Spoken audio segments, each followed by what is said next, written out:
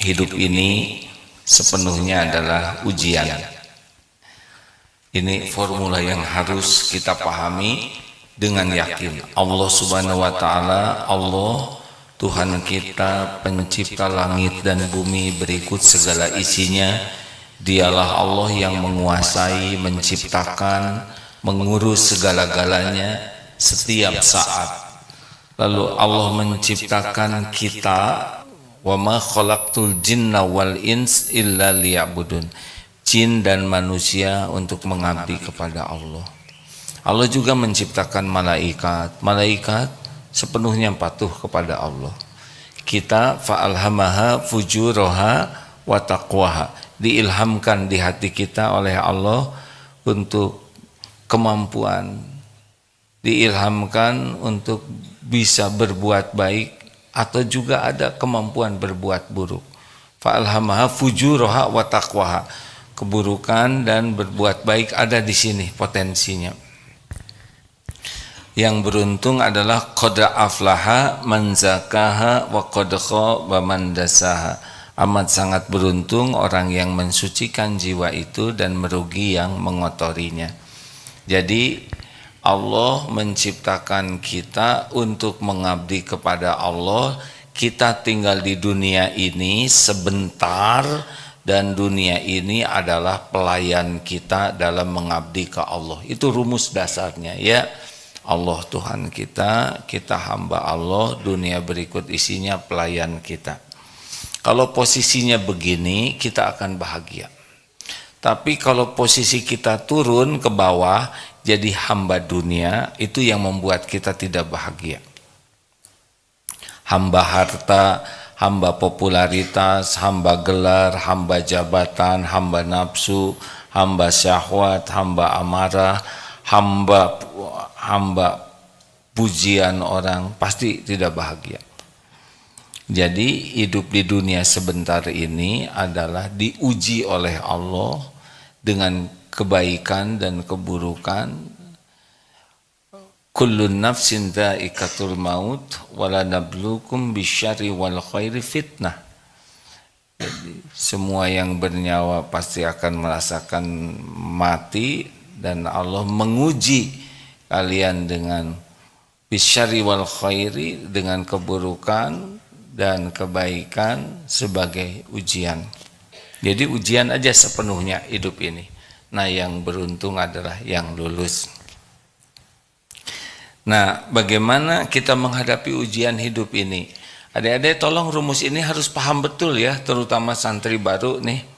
Bahwa dunia ini ujian, dipuji, dicaci, dua-duanya ujian. Ada, tidak ada, sehat, sakit, diangkat, diturunkan, semuanya merupakan ujian.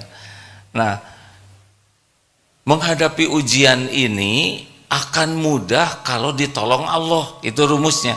Jadi yang paling penting dalam hidup ini, yang paling penting adalah bukan kita mampu menghadapi ujian hidup. Bukan itu. Yang paling penting adalah kita ditolong Allah menghadapi masalah apapun, baik nikmat maupun musibah. Kalau Allah menolong kita, maka kita akan dapat yang terbaik. Jadi Allah menguji, lalu kalau kita ditolong Allah, kita selesaikan urusan ini dengan baik. Jadi yang ada dalam pikiran kita itu bukan menyelesaikan masalah sendiri, tapi bagaimana saya ditolong Allah dalam menghadapi berbagai ujian hidup ini. Jelas hadirin? Karena kita ini la haula wala quwata illa billah. Kita itu tidak ada daya, tidak ada kekuatan. Kita ini tidak ada daya, tidak ada kekuatan kecuali Allah yang menguatkan. Kita tidak punya apa-apa kecuali Allah yang menitipkan. Kita bodoh kecuali Allah yang ngasih ilmu. Kita punya dosa kecuali Allah yang mengampuni. La haula wala quwata illa billah ini artinya tiada daya, tiada kekuatan. Kita tidak ada daya untuk berbuat taat kecuali pertolongan Allah, dan tidak ada kemampuan meninggalkan maksiat kecuali dengan perlindungan Allah. Jadi la haula wala quwata ini tidak hanya dalam bentuk fisik, tapi kemampuan taat, kemampuan menjauhi maksiat juga itu tergantung pertolongan Allah. Jelas hadirin? Jadi urusan kita yang terbesar itu apa dalam hidup ini? Layak tidak kita ditolong oleh Allah. Jadi jangan takut menghadapi persoalan apapun, karena semua persoalan ada dalam genggaman Allah, dan semua persoalan itu tidak ada yang susah bagi Allah. Semua masalah itu ada dalam kekuasaan Allah sepenuhnya. Nah, yang disebut orang yang ditolong oleh Allah adalah kalau kita jadi ahli takwa. Wa may yattaqillaha yaj'al lahu makhrajan. Barang siapa yang bertakwa, baginya jalan keluar. Surat At-Tolak ayat 2 dan 2 ya. Dalam wa yarzuqhu min haitsu la yahtasib, dan Allah akan berikan rezeki dari tempat yang tidak diduga-duga. Jadi kata kuncinya kalau ingin hidup ini bahagia, mulia, jadilah ahli takwa. Maka kita harus pelajari nih, seperti apa ahli takwa itu. Kalau kita sudah mengerti, udah begitu saja kita jadi orang yang bertakwa. Nah, secara sederhana kata Abu Hurairah dan ada beberapa hadis lain, orang yang bertakwa itu, mengulangi lagi ya, seperti orang yang berjalan di sekitar onak dan duri. Apa yang terjadi kalau banyak duri, beling? Hati-hati, tidak mau salah melangkah. Nah, inilah ciri orang takwa, yaitu sangat berhati-hati di dalam melakukan aktivitas apapun. Bicaranya hati-hati, apakah niatnya, perkataannya, nadanya. Dalam berbuat juga hati-hati. Duri-duri itu adalah larangan Allah. Jadi kita jangan sampai menginjak duri, jangan sampai menginjak apa yang dilarang Allah. Nah, orang takwa itu cirinya adalah berhati-hati. Jadi mau bicara boleh, tapi hati-hati. Niatnya apa? Perkataannya apa? Karena orang yang kurang takwa, dia tidak hati-hati. Jelas ini adik-adik? Ngobrol boleh? Boleh tidak? Boleh, tapi harus hati-hati. Tidak setiap ingin bicara boleh bicara, karena ada perkataan yang niatnya sombong, ria, pamer, niat yang berbohong. Banyak yang tidak hati-hati jaga niat, tidak jadi amal. Hati-hati memilih kata-kata, apakah benar atau tidak, dikasih bumbu atau tidak, menyakiti orang atau tidak, bikin orang tertekan atau tidak. Hati-hati, hati-hati. Nah, inilah yang sebetulnya membuat kita bisa hidupnya ditolong oleh Allah. Tentang masalah udah pasti banyak lah ya. Sepanjang waktu ini masalah, sepanjang waktu. Tapi kalau kita milih jadi orang yang disukai Allah, nanti Allah yang akan memudahkan. Wa may yattaqillaha yaj'al lahu makhrajan. Diberi jalan keluar. Nah, begitu rumus dasarnya ya. Jadi adik-adik, para santri jangan takut ngadepin apapun dalam hidup ini, karena hidup ini pasti ada takdirnya ya. Ada episode-episode yang berbeda, senang, susah, dipuji, dicaci, sehat, sakit, lapang, sempit, diangkat, diturunkan, didekati, dijauhi.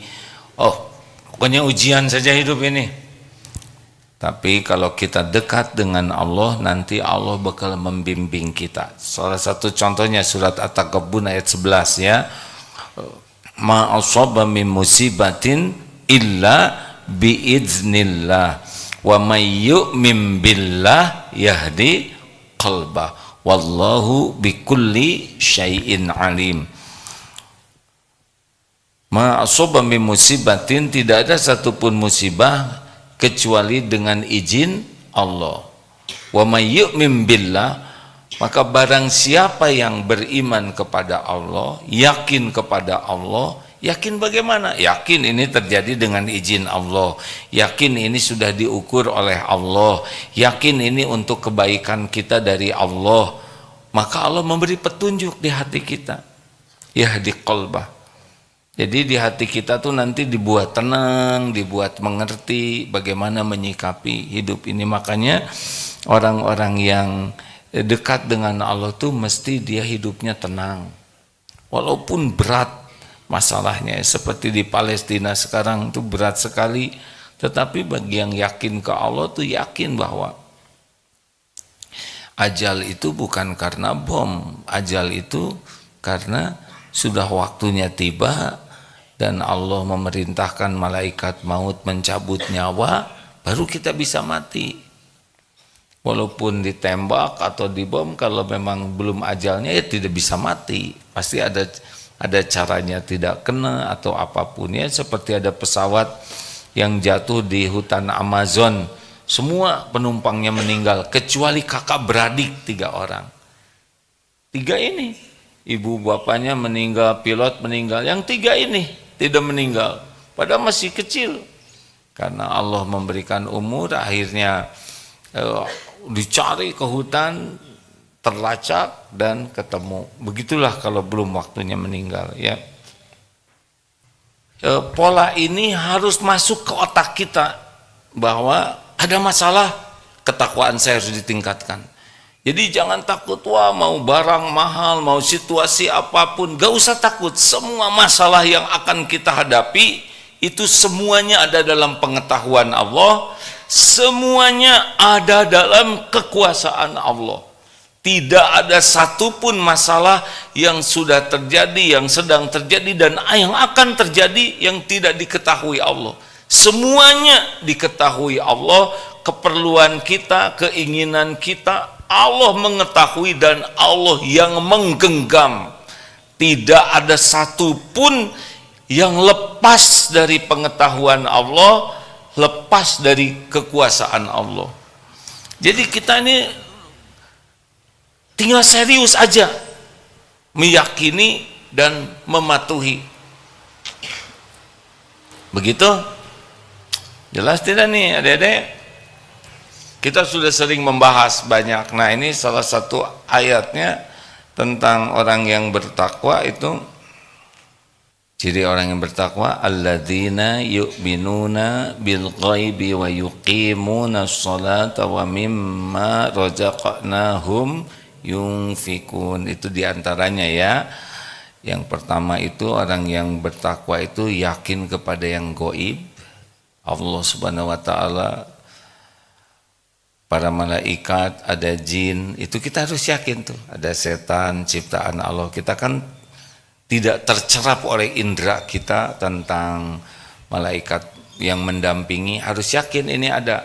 Orang bertakwa tuh yakin kemana-mana ada malaikat yang mencatat. Jadi gimana nih? Ada siapa? Ada Allah. Gimana, ada yang tahu nggak selain kita? Ada malaikat gitu. Itu orang bertakwa. Juga ada setan. Setan lagi ngebisikin nih. Seperti mau sedekah. Itu setan pasti membisiki kita takut berkurang rezekinya. Udah pasti itu. Setan itu kan membisiki takut fakir kitanya dan menyuruh kita untuk kikir. Jadi kalau mau sedekah pasti ada bisikan untuk berat ngeluarkan, nah itu setan. Dan kita harus meyakini ini bahwa Allah menciptakan setan untuk menguji kita ya. Jin juga ada di ruangan ini.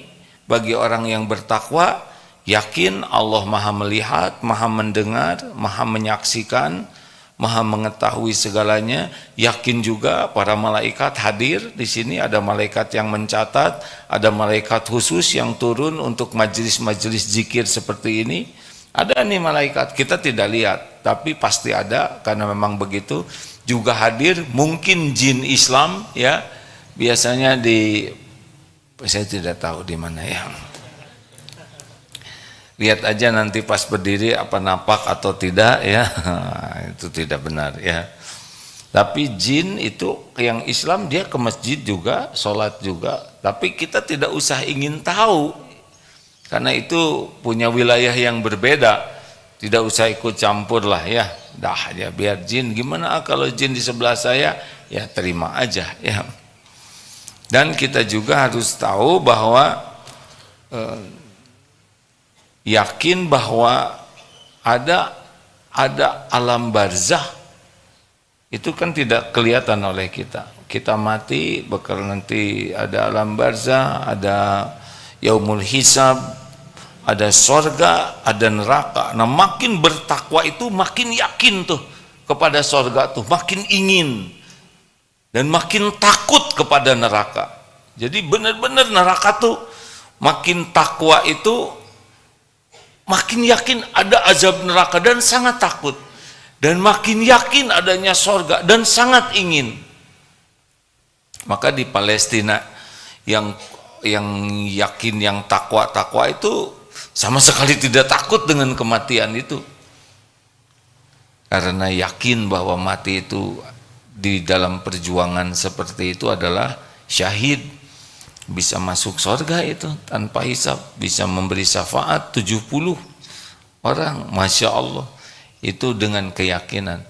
Maka kemarin mendengar wawancara seorang tentara Israel yang sudah berperang beberapa kali lawan Hamas. Gak mungkin, tidak mungkin katanya Israel bisa memenangkan perang lawan Hamas ini. Sudah 3 kali perang dan Hamasnya lebih kuat. Perang menang lebih kuat. Tidak mungkin dikalahkan. Karena karena keyakinannya beda dengan tentara Israel.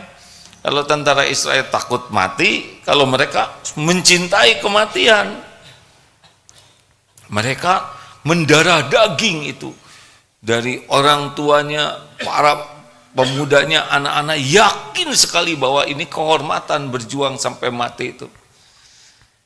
Nah ini katanya tidak mungkin bisa dikalahkan, kecuali harus dicabut keyakinan seperti itu. Ya susah lah ya, ini kan hidayah dari Allah. Nah rekan-rekan sekalian, kemudian ciri yang kedua ahli takwa itu adalah sholatnya. Jadi kalau kita tidak pernah punya perhatian yang hebat kepada sholat, kita masih jauh dari keseriusan takwa. Karena sesudah alladzina yu'minuna bil ghaibi wa yuqimuna sholat. Jadi sholat ini serius sekali. Orang yang bertakwa ini serius ingin sholat khusyuk. Bukan ingin sholat, tapi ingin sholatnya khusyuk. Sholat yang diterima oleh Allah. Kan ada yang mengerjakan sholat, ada yang mendirikan sholat. Apa ciri orang yang sholatnya lalai? Ada berapa? Masih lupa? 6.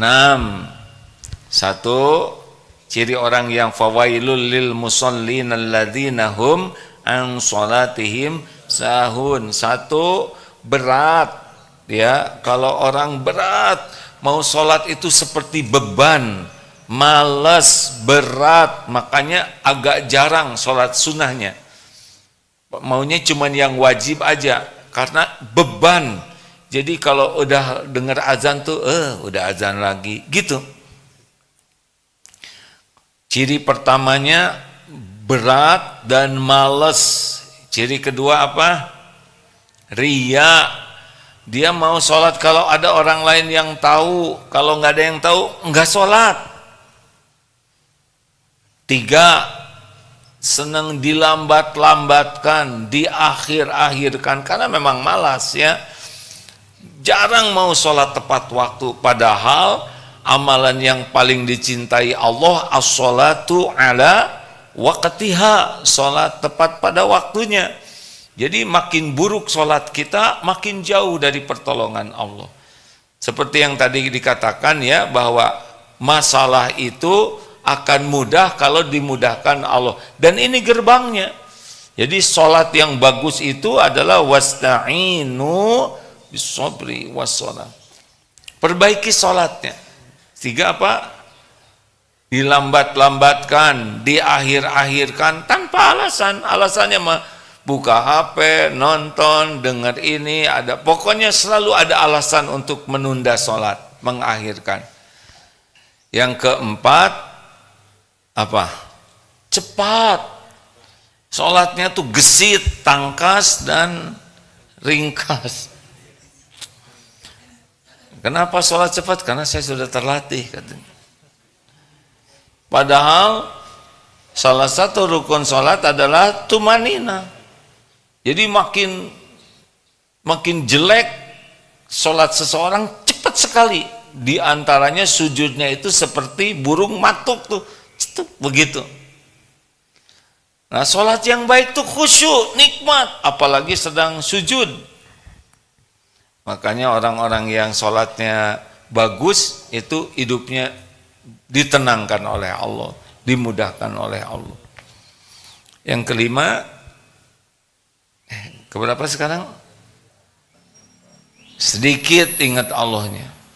Jadi selama sholatnya tuh ngelantur aja. Adik-adik, ini serius ya. Pokoknya nggak usah cerita bahagia bagi orang-orang yang sholatnya seenaknya, nggak ada cerita bahagia.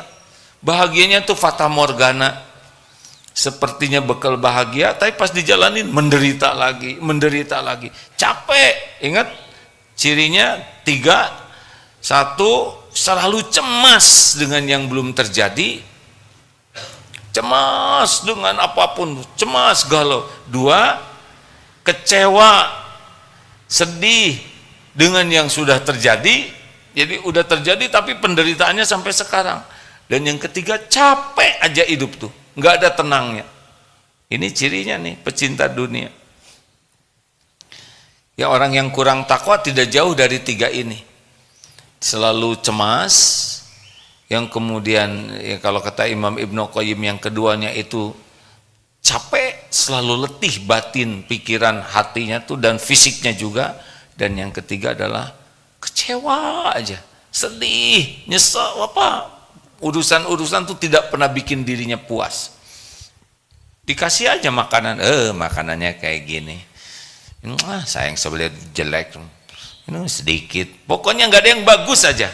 Apapun yang sudah didapatkan tidak pernah membuat dia puas. Itu ciri orang yang kurang takwa, begitu ya. Dan sholat yang lalai yang ke-7, yang ke-6 apa? Malas berjamaah. Jadi berjamaah itu beban sekali. Maunya sholat sendiri saja. Padahal keutamaan yang luar biasa sholat berjamaah, tidak terkejar oleh sholat sendiri. Nah, rekan-rekan, ayo, sudah hafal belum arti bacaan sholat? Karena banyak yang sholat tapi tidak ngerti arti bacaannya dan tidak pernah belajar. Harusnya kita menikmati orang yang sholatnya khusyuk itu hadir hatinya dalam setiap bacaan dan gerakan. Hadir dan menghayati. Nah, kalau tidak hadir berarti kosong tuh. Mulut bisa berucap tapi hatinya tidak hadir. Hadir dan menghayati. Makin bagus sholat seseorang makin takwa. Dan makin berbekas. Apa berbekasnya? Inna sholata tanha anil fahsya'i wal munkar. Sesungguhnya sholat itu mencegah dari perbuatan keji dan mungkar. Yang merugikan diri, merugikan orang lain. Jadi orang kalau sholatnya bagus dia pasti terjaga. Tapi dia sholat, padahal dia korupsi, tapi dia sholat pasti sholatnya nggak bagus. Karena kalau sholat bagus dia tidak korupsi. Itu dia pacaran terus, padahal dia sholat pasti sholatnya jelek. Karena kalau sholatnya bagus, dia tidak akan mendekati zina dalam bentuk apapun. Jadi kalau mau jadi orang takwa, sejauh mana kita serius dengan sholat kita ini. Pelajari ilmu sholat dengan baik kalau mau jadi ahli takwa. Pelajari arti sholatnya. Dan kalau sholat, lakukanlah dengan kesungguhan ingin sholatnya diterima, bukan hanya ingin sholat. Ingat sholat itu kunci. Wasta'inu bis-sabri was-shalah. Ada apa-apa sholat. Sedih, sholat. Punya keinginan, sholat. Kecewa, sholat. Jadi rekan-rekan sekalian, kalau ada apa-apa, sholat. Aduh, saya mau cari kerjaan, sholatlah 2 rakaat. Karena semua pekerjaan yang berkah milik Allah. Saya dihina, saya difitnah, padahal saya tidak melakukan, sholatlah. Minta tolong ke Allah. Karena kalau urusannya dimudahkan Allah, udah. Kita kan tidak bisa membulak-balik hati orang lain. Ada yang misalkan nih, udah nikah belum nih yang kuning-kuning ini? Belum ya, ya nggak apa-apa. Yang mau jodoh, kalau mau, kalau enggak. Sholatlah yang bagus. Minta ke Allah, karena setiap akhwat ciptaan Allah, setiap akhwat milik Allah, setiap akhwat hatinya dibulak-balik oleh Allah. Kalau Allah menakdirkan jodoh, pasti jodoh. Masalahnya saya mau sama dia, sedang dia mau muntah sama saya, ya tobatlah. Mungkin itu saudaranya mengandung unsur-unsur yang memuakan, ya tobat. Saya sudah mau, calon saya mau, orang tuanya nggak mau sholat. Allah yang ngebulak-balik hati. Nggak bisa dipaksa. Kita tidak bisa memaksa orang lain jadi suka, nggak bisa. Tapi setiap orang takluk kepada kekuasaan Allah. Kalau Allah buat mau. Wa yuridka bi khairin fala radda li fadli. Surat Yunus 107. Dan jika Allah menghendaki kebaikan, tidak ada yang bisa menolak. Enak. Allah semuanya. Allah yang menguasainya. Mau pergi ingin selamat, sholat. Ini saya dihina, saya jadi marah, sholat. Sedih, sholat. Punya keinginan, sholat. Apalagi tergelincir, astagfirullah saya berbuat dosa, segera sholat, lalu minta ampun kepada Allah. Sholat hadirin. Makanya ahli takwa itu suka sekali kening ini bersujud dalam sholat. Itu mah kayaknya takwa tapi jarang sholat, belang betong, nggak bisa. Karena keyakinan Allah akan menolong lewat sholat itu, wasta'inu bis-sabri was-shalah, dimiliki oleh makin takwa. Jadi kita yakin Allah Maha menolong, dan kita yakin salah satu pintu utama, kunci utamanya adalah sholat. TBM, tepat waktu, berjamaah di masjid sekuat tenaga, ya.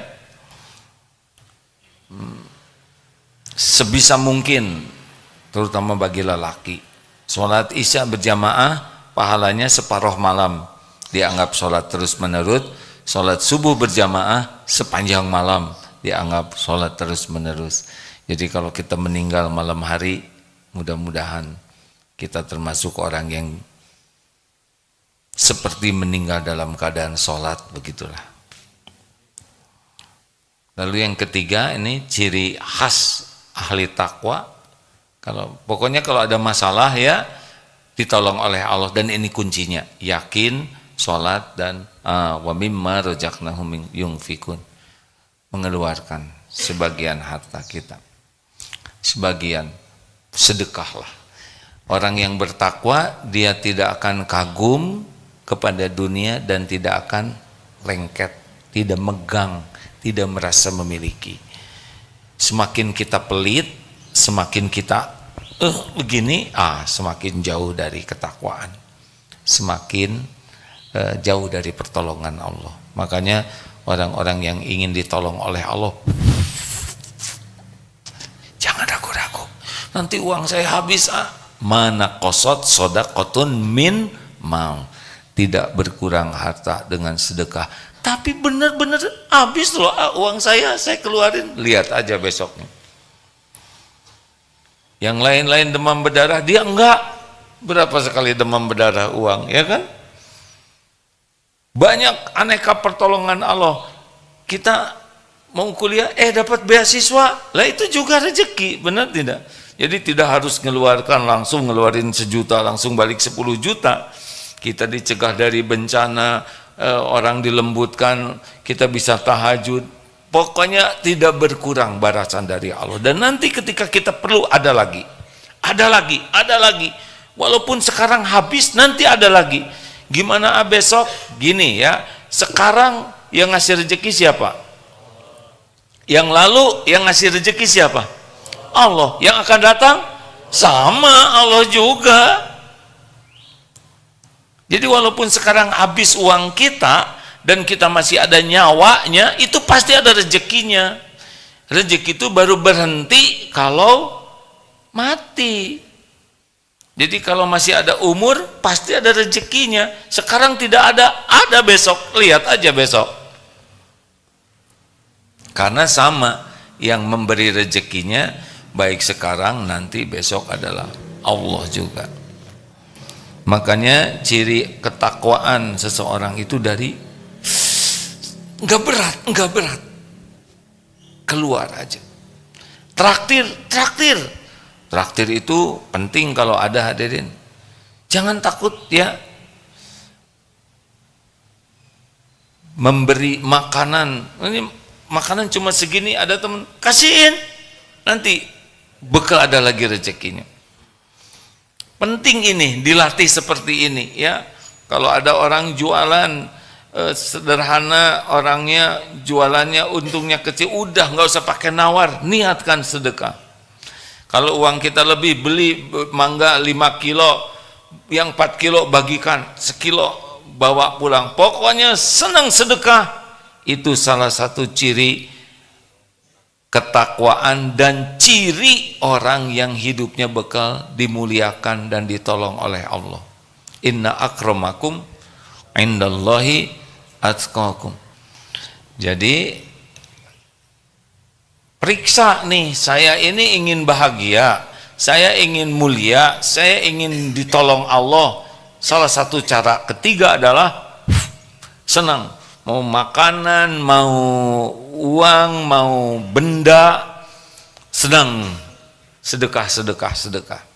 Ngebahagiakan orang. Saya nggak punya uang, pakai kata-kata yang baik, itu pun sedekah.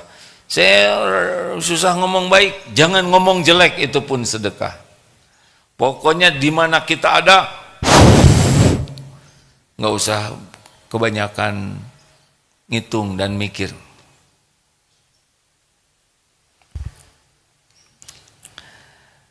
Begitu, kendalikan diri dengan baik ya. Semakin tidak terkendali diri ini, semakin bermasalah.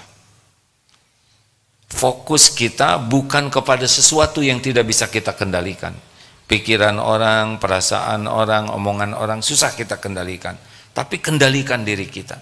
Makin bisa mengendalikan diri, makin aman.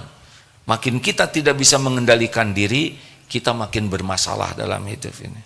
Percayalah.